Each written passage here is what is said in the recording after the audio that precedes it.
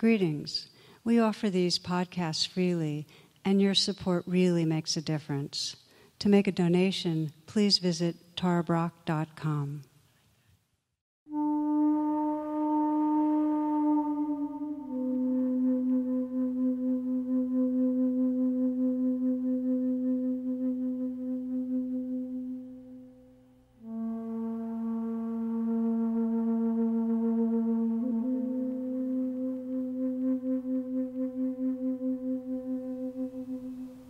So namaste and welcome.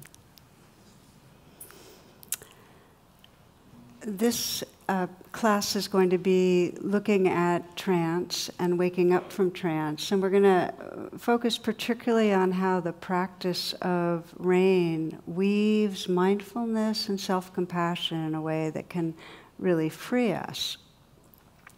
And in particular, free us from those stories that keep us feeling that we're small, that we're separate, that we're not okay. It's a primary version of suffering in our culture and elsewhere. And I thought I'd begin with something that really grabbed my attention some years ago. This was a high school student's application to college. I'm just going to read you parts of it. It's an essay that a student wrote in response to that question. Tell us about anything significant in your life. Here goes. He says, how can I describe myself? I can tread water for 3 days in a row. I woo women with my sensuous and godlike trombone playing. I can pilot bicycles up severe inclines with unflagging speed. And I cook 30-minute brownies in 20 minutes. I'm an expert in stucco, a veteran in love, and an outlaw in Peru. I once single-handedly defended a small village in the Amazon from a horde of ferocious ants. I played bluegrass cello and was scouted by the Mets. When I'm bored, I build large suspension bridges in my backyard, and I enjoy urban hang gliding. On Wednesdays after school, I repair electric appliances free of charge. I'm an abstract artist, a concrete analyst, and a ruthless bookie. Critics worldwide swoon over my original line of corduroy, evening wear. I don't perspire. I bat .400. Children trust me. I've won bullfights in San Juan, cliff diving competitions in Sri Lanka, and spelling bees at the Kremlin. I've played Hamlet, I've performed open heart surgery, and I've spoken with Elvis, but I've not yet gone to college. Please consider accepting me. So that's the sort of culture that we're in, that really we're supposed to be special, right? And I think it's really interesting that it's always in the background, that there's these standards we're supposed to measure up to really matter. And they're all externals in some form or other that make us worthy or valuable. I mean, that our value, our worth, is hitched to certain kinds of successes, the ways that we look. We know it's hitched to certain kind of intelligences. Not necessarily, it's just one kind of intelligence. It's usually what's called left brain intelligence, when many have different kinds. It's hitched to often athleticism, it's hitched to power, to influence. There's a hierarchy of how valuable we are that often has inferior in terms of race. What race are we from? Or certain religions. It permeates our culture, that our value is hitched to these externals. And what we do is we move through comparing ourselves, constantly comparing ourselves to each other and to others, constantly. I read one woman who wrote that she said, I was walking down the streets of Manhattan, I realized for the last 15 minutes I'd been comparing my body to every other woman's body that I saw. And then she said, 15 minutes? Did I say that? No, 15 years. But that's the way our psyche works. And the core of our suffering is this trance that we're believing in the self, that we have a story wrapped around, that the self that is compared to others and is either inflated, like, oh, we're making it, we're special, we're important. And we're in that a lot, in some way feeling really special and important, are deflated and feeling really deficient. And we're in that a lot, and we often swing, okay? So the point is that we're caught in a narrow version of our being that isn't the truth, and that's the suffering. I'll read you a quote from Pema Chodron that I think captures it in a powerful way. Being preoccupied with our self-image is like being deaf and blind. It's like standing in the middle of a vast field of wildflowers with a black hood over our heads. It's like coming upon a tree of singing birds while wearing earplugs. Do you understand? It's like when we're fixating our attention on moi and on comparing and how do we fit a standard? Are we doing okay? How much of this universe is being blocked out? So it's described by Thomas Merton that this secret beauty of who we really are, our intrinsic value, and when we're occupied with are we good enough, and when we're feeling less than or better than, that secret beauty is cut off. We don't have access to it. We don't trust. We don't trust who we are. So what happens is instead we move through, and sometimes it's just a light background of never enough. And that's for many people. It's just this chronic, in some way we could have done it better or should have done it better. It's like that cartoon with the dog and the psychiatrist and the dog saying, you know, it's always good dog this and good dog that, but is it ever great dog? You know, it's like that.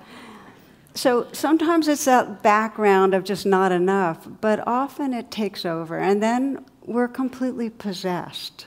It's like that is the lens for our whole life of something's wrong.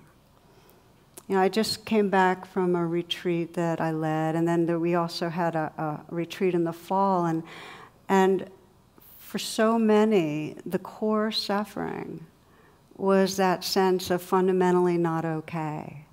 And then it would hitch to certain circumstances of life. For instance, I'll give you a few examples. One woman felt this failure in mothering, this schism she had with her adult daughter, and it's just she couldn't forgive herself for the way she had mothered.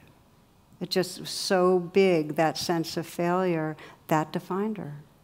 Another young man was locked in feeling incomplete and undesirable as a partner and not having a mate. That was it. Just fundamentally wrong, not okay. An older man had worked for the government, passed over for promotion, but a lifelong thing of not recognized. Just kind of not really acknowledged on the workplace, falling short.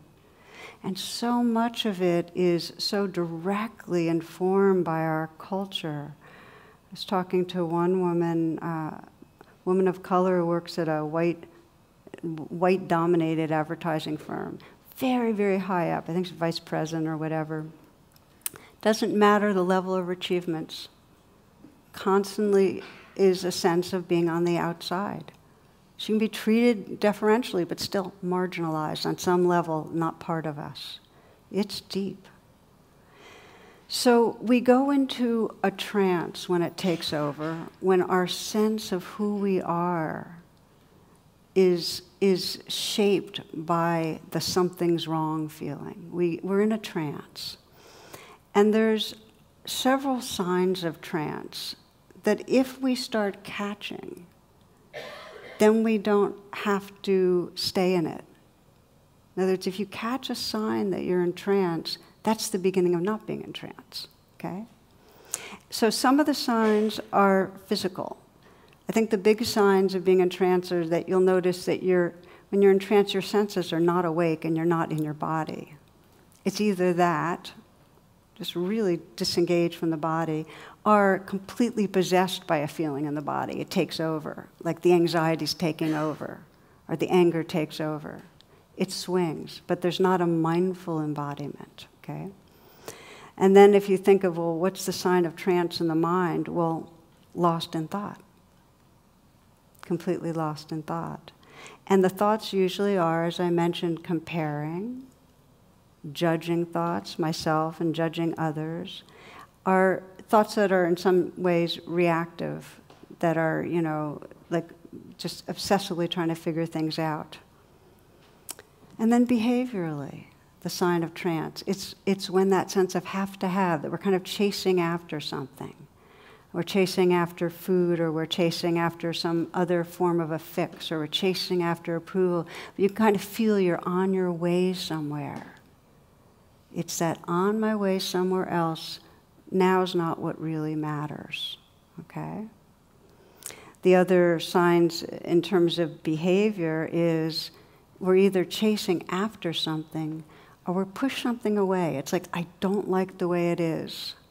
And we're either trying to numb ourselves in some way, or we're trying to figure something out to get away from something, or we're going to sleep, but there's some way of trying to push away the moment. If you watch, most moments we're either wanting something more and different, or not wanting something to go away. My favorite example, one I just think is kind of perfect, is a cartoon I saw actually years ago, but I'll update it for you, of this fortune teller, and she's with a woman, and the woman's saying, I need your help, I need you to look into the crystal ball. My husband, there's just a block, he won't talk about his feelings. So the fortune teller says, what else is new? But okay, I'll look. So she looks into her crystal ball, and we're updating it now. She says, beginning 2017, men are going to begin to talk about their feelings. Within moments, women across the country, women across the whole world, really, but within moments, women will be sorry. So there's what we want, and then getting what we don't want, and so on. I've been describing this trance, the way I like it, it's visual, that I think is really useful, as Joseph Campbell describes this big circle of awareness with a line going through it. And when we're in trance, we're below the line. In other words, above the line is everything we're aware of. Below the line is everything we're not aware of. So when we're in trance, we're below the line. We're just not aware of what's going on. You might be aware of your anxiety thoughts, but you're not aware of your body. Or really, you're not aware of what's going on really in your heart, what's under the anxiety thoughts. Or you might be aware of being completely caught up in anger, but you're not aware of really what you're believing behind that. There's stuff left out. So when we're in trance, we're below the line, and we're believing in a narrow, limiting story that's not the truth. And so the Buddha basically said, this is the essence of suffering. When we're below the line, we're forgetting who we are. We're forgetting the awareness and the love and the creativity and the fullness of our beingness. So one of the understandings of trance, if you think of it in terms of our evolutionary history, is that when we're in trance, we're kind of cut off from the parts of our brain and our mind that have perspective and mindfulness and compassion and are self-aware. And we're being driven by the limbic system when it's activated and afraid. That's kind of what's going on. We're being driven by fight, the part of us that's fighting, that's blaming, that's judging, or flight, the part of us that's withdrawing, or freeze, where we're just kind of stuck. And what's going on in those moments is, when we're below the line, we're trying to control our experience. When you're above the line, there's a quality of presence that's allowing reality to be as it is. When we're below the line, we're trying to fix or do something about things. Years ago, I went to a conference on trauma, and what I'm about to share with you is not a commentary on using medication, because I actually think that medication, when wisely used, can be a good thing, and when not wisely used can be, I'm talking about active medications. When not wise, it's not a good thing. But there was a poster at this conference. And the caption under there was, "If there was Prozac back then." And it has a picture of Karl Marx saying, sure, capitalism could work if we tweaked it a bit. My favorite one was Edgar Allan Poe, who's looking out the window and saying, "Hello, birdie." Oh, that was great.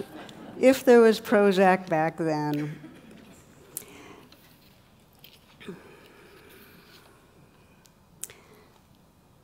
So the contrast to trance, or being below the line, is sometimes what I call really our natural state, a quality of beingness. And it's when we remove the self-blinder, it's when we're really resting in awareness. And you wouldn't be here or listening right now if you hadn't touched presence. We're called to be above the line. It's part of our evolution to be more and more awake. So we've all touched presence. We sometimes skim right over it and don't really let ourselves settle there because we're not in the habit of going, oh, let's just rest in this. But we've touched it. You've probably touched it at births, when it's just like everything falls away and there's that, right here, just this. And at deaths, presence doesn't have to do with pleasant or unpleasant. Presence has to do with a quality of beingness, of awakeness, of openness. We touch it at deaths. We touch it when we're just aware of the mystery and beauty of nature, of the sunsets or the sky, the stars in the night sky. And we touch it if someone dear to us is hurting, and we really start listening and taking in, oh, wow, you really are suffering. There's presence. It's there when we're not tied up in that story about self, when we're not fixating on are we good enough or how special we are. There's a little cartoon I saw about a guy who is talking to his bartender, and he goes, I know there's no self, but it's really all I can think about. And it really is true that our thoughts are very habitually revolving around how am I doing? And if we're at the end of our life looking back, the moments that we'll most cherish are the ones when we weren't caught inside that trance, but rather we were there for our life. So the question is, how do we find our way back to presence when we're stuck? And what I'd like to do is explore how the practice of rain, which I'll describe in a bit, really brings together these qualities of a mindful and a heartful presence, really the two facets of presence. I'd like to begin with a story that some of you might remember that I think captures the basic wings of presence in a beautiful way.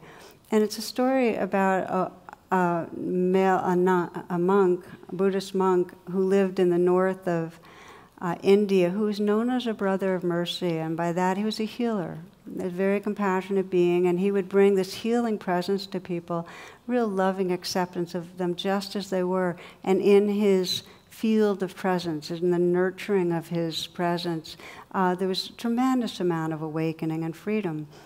But after a certain number of decades of serving in this way, he became really dispirited. He had kind of compassion fatigue, as they say. And he had heard about a very brilliant, spiritually deep nun who lived hundreds of miles away, who really had something, her very deep meditation practice, a lot to teach him. So he decided to go on a pilgrimage and really learn from her. And he did that. He went through several days and nights of walking and staying at different temples. And at one temple, he ran into a woman who was a Buddhist nun, and she said that she knew of this person, and he tells her his story, how he'd spent all these years, offering compassion, but really felt kind of he felt kind of empty from it. So she offers to guide him to the residence of this great meditator, this nun. And so they arrive at the edge of a bustling village, and they're warmly received. And it turns out the old nun he had met was none other than this great meditating nun. And she had been, she had been out and about. So he stayed with her, and he learned from her. And really, it was very mutual kind of thing. They learned from each other. And as it turns out, many years later, as she lay dying, because her practice, just to backtrack, her practice, her wisdom practice, had been one of deep inquiry right into the truth of things. And so whereas he had been kind of this offering compassion, this field of compassion, she was like, what is true? She brought people right to the core of truth. So many years later, she lays dying and beckons him to her side. And she said, there's something I never told you. On that day we met, I too had lost heart. I was headed north seeking a great healer I had heard about. Okay. She smiled, squeezed his hand, and peacefully passed away. To me, there's something really, really important about this story. And that is that very often people say, well, this is the true path. And it's really about this cutting through koan that can cut through to the truth. Or this is the true path. It's all about love. And yes and yes. And all paths, really it's who we are and what really matches us. But there are two wings of awareness that really move through all traditions. And one wing is this capacity to hold with our heart, totally lovingly, what's going on. And the other wing is to see clearly the truth of what's going on. And like two wings of a bird, they're entirely interdependent. You can't really see through to the truth of what's right here inside you if you're not holding the space of inquiry with profound acceptance and tenderness. Okay? And you can't open your heart to life in a real way if you're not seeing clearly the life that's here. We need the two wings. So as we look at RAIN, what we see is that RAIN intrinsically, this acronym that we're going to be looking at, has the two wings of awareness built into it. And RAIN, for those that aren't familiar, is recognize, allow, investigate, and nurture. Okay, so think of the two wings. Recognize is seeing the truth of what's going on in the moment, and allow is that space of heart that lets be. And then we deepen that presence. It's like two pairs. We, with the eye, investigate, go deeper into seeing that truth. A deeper clarity about what's true. Investigate and nurture and engage love. Each pair is essential. So we start with recognize and allow. And we're going to break these up into two pieces, and then we're going to practice the full practice of RAIN together tonight. And the way you might think of recognize and allow is that you're noticing right what's there in the moment. Just whatever, when you're in a challenging tangle, you're going, oh, okay, anger. Or, oh, okay, I'm caught in fear. You're naming it in some way to yourself. And you're letting it be there. Just letting it be there. You're not trying to fix it. You're not judging it. You're not pushing it away. You're just letting it be there. That's recognize and allow. And an example of recognize and allow that really touched me, and this is from years back, those of you that have read Radical Acceptance might remember it, was of a man who had Alzheimer's and came to a retreat with me. And he was also a psychologist, and he needed his wife to help him find, the different meditation rooms and to go to the meals and so on. But when we had our meeting, he was very upbeat, and I asked him, what allowed him to be so upbeat. And he said, well, it's like the leaves falling from the tree and fall. It's not something bad that's happening. It can be scary and hard, but it's okay. And then he told me a story, and this is where you're going to see the recognize and the allow. He said that he was early on, early in the onset of Alzheimer's, he was giving a talk, and he had been invited to address, maybe 100 people, and so he got there, and right before he began, it was like he completely blanked out. So he had no idea why he was there, why he had been invited, what he was supposed to do. Okay, so that was the moment. So what did he do? Well, he paused, and then he put his palms together, and he just named what he was aware of. Okay, embarrassed, and then he kind of bowed, afraid, bowed, heart pounding, bowed, confused, bowed. This went on for a bit, and then he started calming down, so relaxing, And when he looked out, some of the people there had tears in their eyes. And one person said, nobody's ever taught us the teachings this way. And what had he done? Well, first, he didn't do anything. The beginning of changing any pattern is to pause. And that was what he did. He paused. And then he began to name, to recognize just what was happening. And the bow was his way of allowing, just letting it be there. Recognize and allow. And really, there's a sense that awareness, that presence of just recognizing and allowing kind of untangled things for him. I think of it sometimes as a kind of yes meditation where you're just noticing reality and agreeing to reality. You're saying yes to the reality of the moment. You might just for a moment close your eyes. We'll just experiment a little.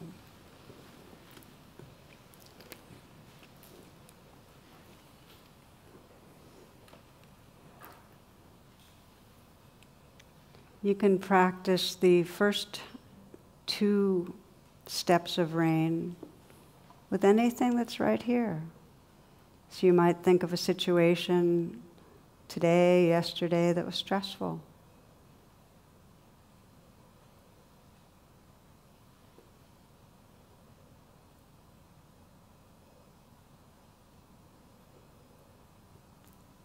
And imagine you could just put yourself in that situation.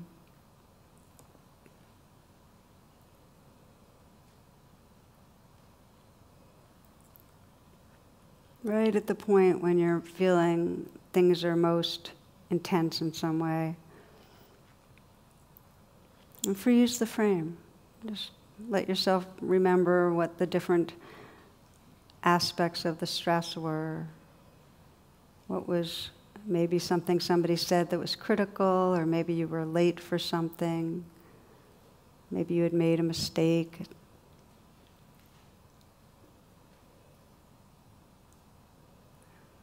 Maybe you said something that you felt embarrassed about.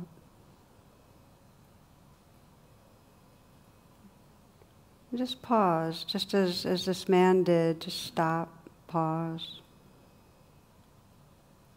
And you just might mentally whisper, what is it that you're aware of is going on inside you?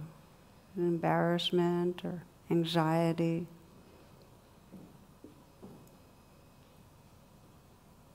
Anger, blame, self-blame. Just mentally whisper it. There's a power to naming things. Recognizing is served by mental notation, naming. And then after you name it, just allow it to be there. You might imagine bowing, or I like to mentally whisper yes sometimes. It doesn't mean, yes, I love this. It means, yes, this is the reality of the moment. It's an intelligent acknowledgement and giving space to what's here.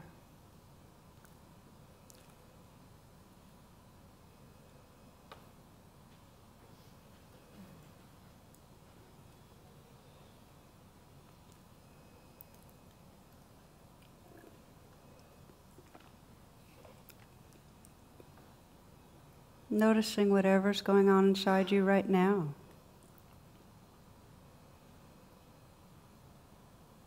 Recognizing is just to contact the experience, the physical sensations or the mood, and say yes to it. Notice what happens when you say yes to what's going on inside you. Just a gentle, soft yes. The energy of yes.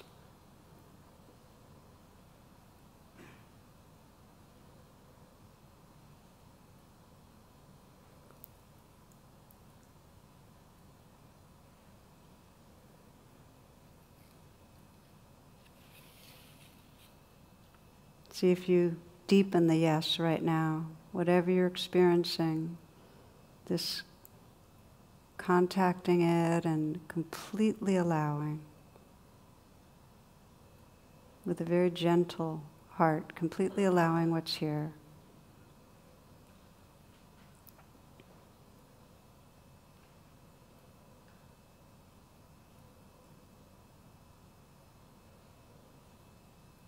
And just listening to this verse by the poet Kaviri called Flurries.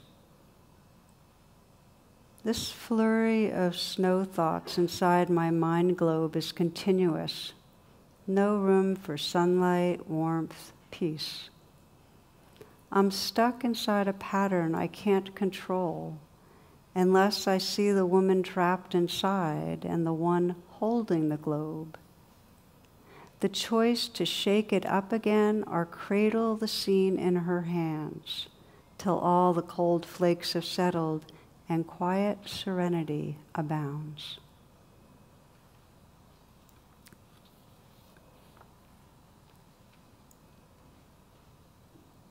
Okay, so opening your eyes. So these are the first two steps of rain. Recognize and allow. This is the nun recognizing with that clarity what's happening, and the monk allowing with heart. Those two qualities, the two wings. Now, if there's a real tangle, you might have brought up something in your mind that was really a tough one. More than just a little stress from the last few days, and you'll find you'll recognize and allow, but there's still a lot going on, agitation and so on. That's when you need to move on to the next two steps, which are deepening the recognizing and allowing, where you recognized and allowed, and now you deepen it with investigate what really is going on and nurture. So to understand, investigate, we inquire. It's usually through questions. We start asking ourselves. There's a quality of interest that we're bringing to our inner life to find out what's going on. What's really going on here? What am I believing? What am I feeling? What's really here? And then nurture. There are many ways of nurturing, but often, and I put my hand on my heart a lot, it's directly bringing kindness, your own kindness or the imagined kindness from others, right to the place of woundedness. So I'm going to give you an example of these two, how we deepen the recognize and allow with investigate and nurture, and then we're going to be practicing it together, the whole 4 steps of rain. The example I thought I'd give you is of a minister I met with some years ago who was really caught, he had a kind of impasse in his marriage, and his wife was really dissatisfied. Kind of harkens back to men won't talk about their feelings, because she wanted him to be more intimate and more vulnerable and not so spiritually detached. And she wanted him to be able to say, I love you, and look into her eyes. That was what she wanted. She wanted even more than that, for him to take her dancing. Okay, so he was blocked, he was stuck and defended, and it was really, it brought up anxiety and anger to feel any request from her like that. So we were kind of working together on it, and under that block, you know, as he would recognize and allow his feelings, and he got in touch with a deep sense of aversion and shame. So he recognized it, allow it, feel it fully. He really felt the disgust in himself. How come he could comfort and guide other people, in his congregation, but he couldn't be really close with people? It really started hitting him.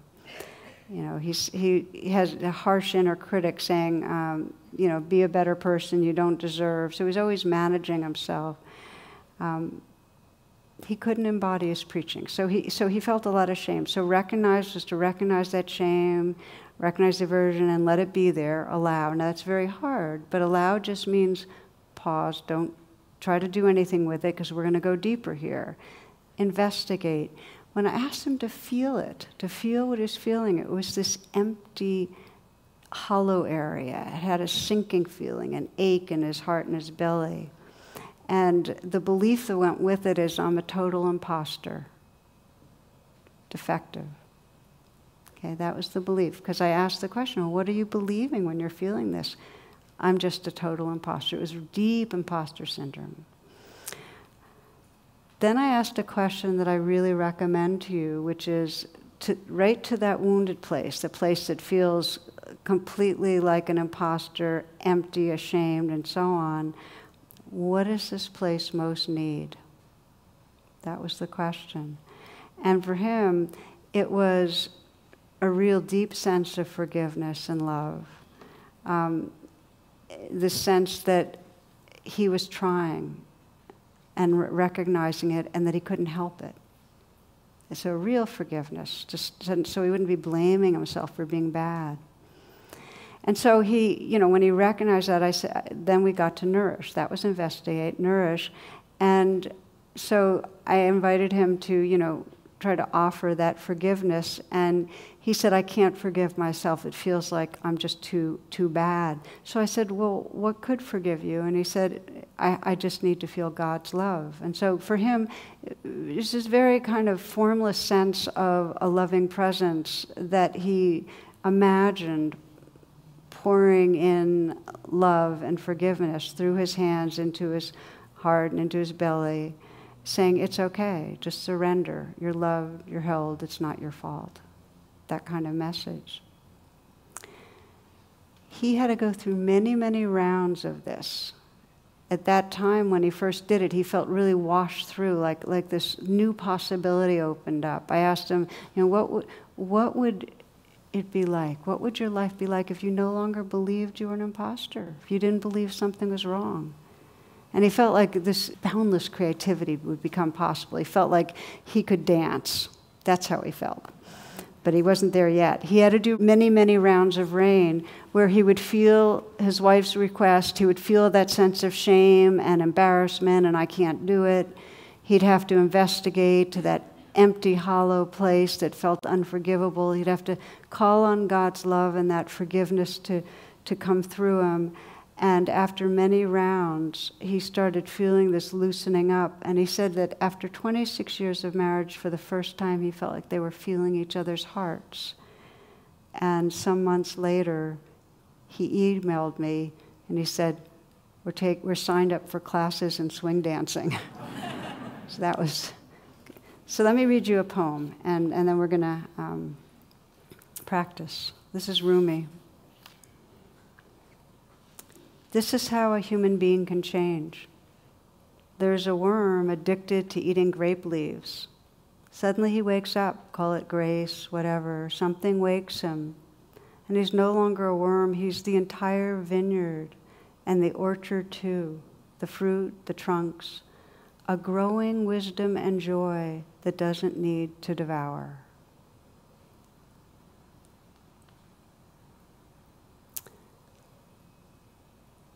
The invitation is to begin recognizing the signs of wormness, of trance, that we're caught in trying to eat more, get more, push away, control. And there's a grace when we begin to deepen attention with mindfulness and self-compassion. And the grace is we come above the line, we start inhabiting that wholeness and love that's really our nature. So let's practice together. This will be about 10 minutes. to practice the rain meditation.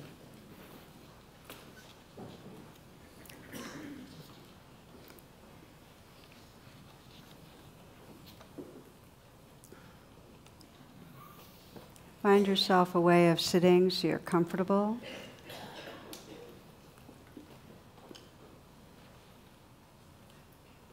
Let your eyes close. You may take a few full breaths, inhaling deeply, filling the chest and lungs. And then a slow out breath, relaxing, releasing, and letting go with the out breath.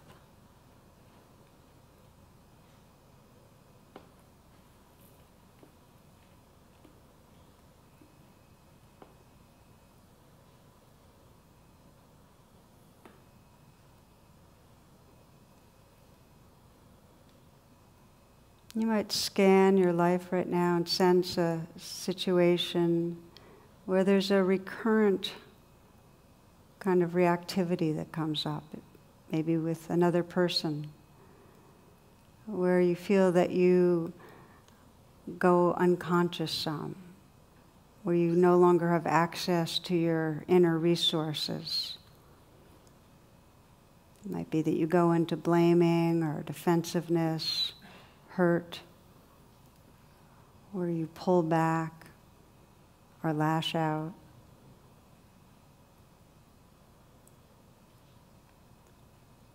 I wouldn't pick a situation that feels that it's got a current of trauma in it. That won't serve you. But something where you feel your emotions get triggered. You get some sense of strong emotion, maybe anxiety, fear, guilt.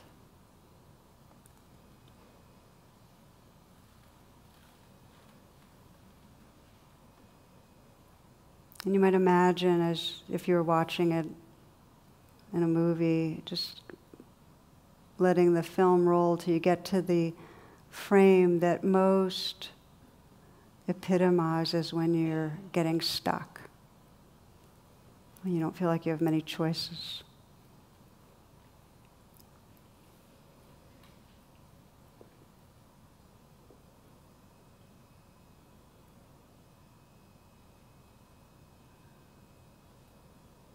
Freezing, pausing right there. And sensing, we begin with recognize, the R of rain, just to notice what's predominant. What is it you're most aware of in the moments of being stuck? Is it anger or hurt, judgment, embarrassment?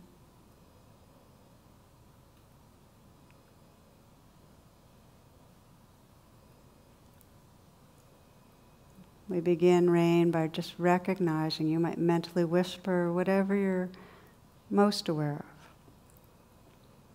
of. And then the A of rain, allow it. Just let it be there.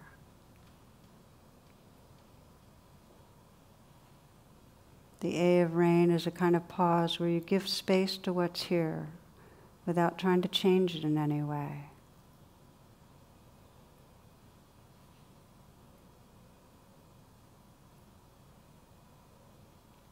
For some, it might be helpful to mentally whisper yes. You're agreeing to fully experience this with friendliness, with interest.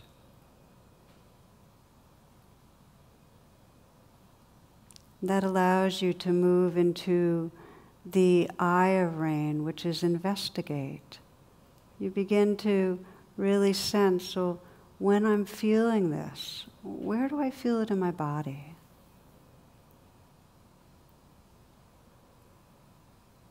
See if you can maybe even let your posture change to represent the posture that most expresses the feelings. And it may be that your hands go into fists, or just sense how your facial expression changes if you're really in touch with and contacting the inner experience. It's very useful to let your body posture express it. feel the place in your body where you most feel the sense of the fear, or the anger, or the hurt.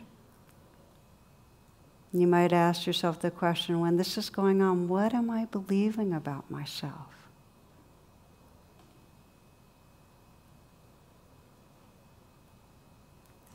Is it that others don't care, or that I'm going to fail, or that something terrible is going to go wrong? I'm not respected. I'm invisible. What am I believing? If you have a sense of the belief, notice the feelings that go with it in the body and how they might change or intensify when you're really believing the belief.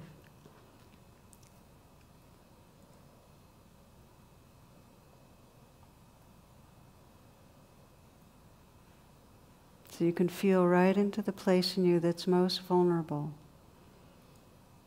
and ask that part of you, what do you really need? How do you want me to be with you? What do you most need to experience? Is it love or forgiveness, understanding, safety?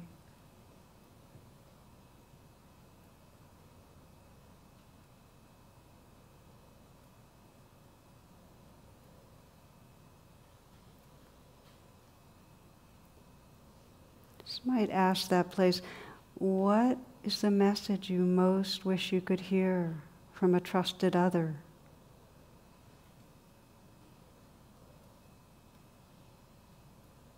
What would be most reassuring, healing?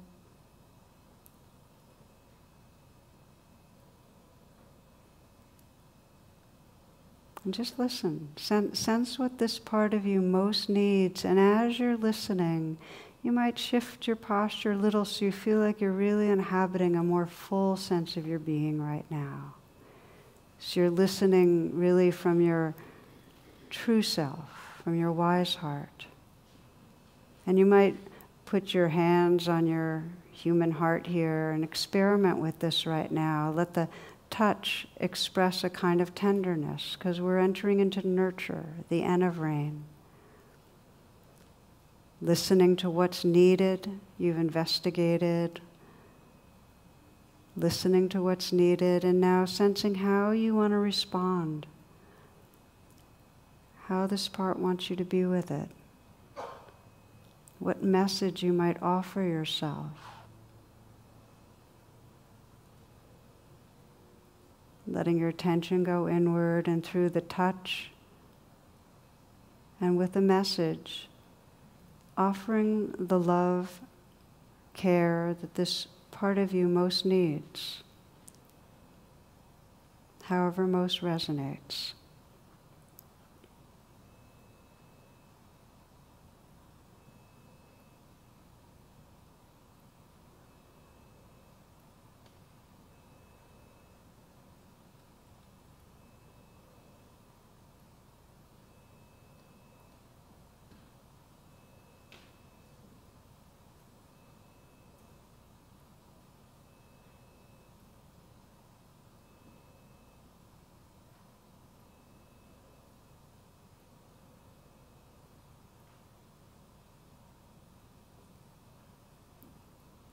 Notice your own sense of presence and care as you hold and communicate with this part of you.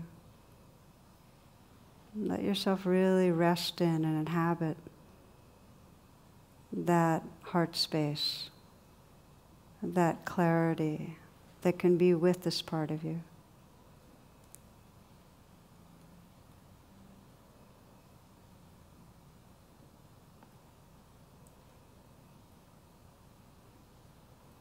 And sense as you rest in this natural presence, what your life would be like if you didn't believe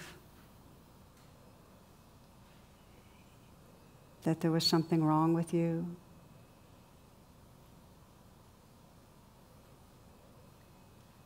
if you didn't believe the limiting thoughts, what would your life be like? Who would you be?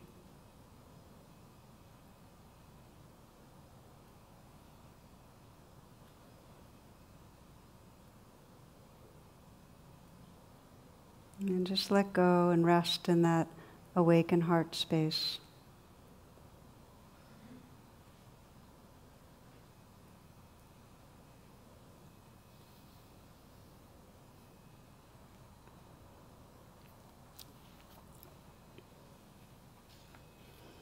This is how a human being can change.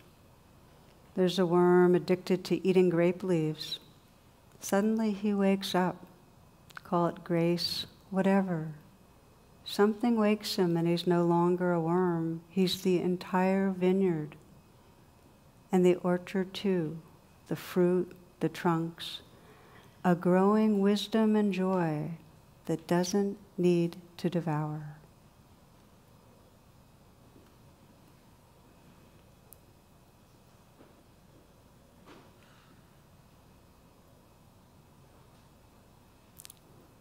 Namaste, and thank you for your attention.